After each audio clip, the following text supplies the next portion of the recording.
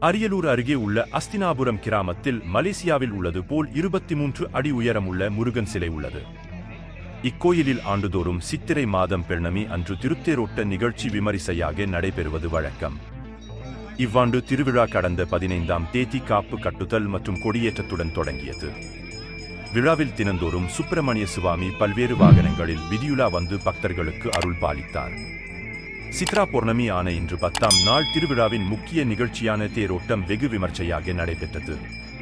வள்ளி தெய்வானை சமேத சுப்பிரமணிய சுவாமிக்கு பல்வேறு திரவியங்களால் அபிஷேகம் செய்யப்பட்டு மலர்களால் அலங்காரம் செய்யப்பட்டது. இதனையடுத்து வள்ளி தெய்வானை சமேத சுப்பிரமணிய சுவாமி திருத்தேரில் எழுந்தருளினார். ஊரின் முக்கிய பிரமுகர்கள் பக்தர்கள் தேரை வடம் பிடித்து இழுத்தனர்.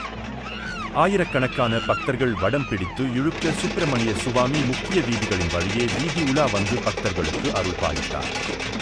நாளை மஞ்சள் நீராட்டு விழாவிடும் சித்ரா பௌர்ணமி ஆண்டு பெருவிழா நிறைவடைகிறது. 23 அடி உயர முருகன் சிலை முன்பு பெரும்பாலான பக்தர்கள் தாங்கள் மற்றும் தங்கள் குழந்தைகளுடன் நின்று செல்ஃபி எடுத்து மகிழ்ந்தனர்.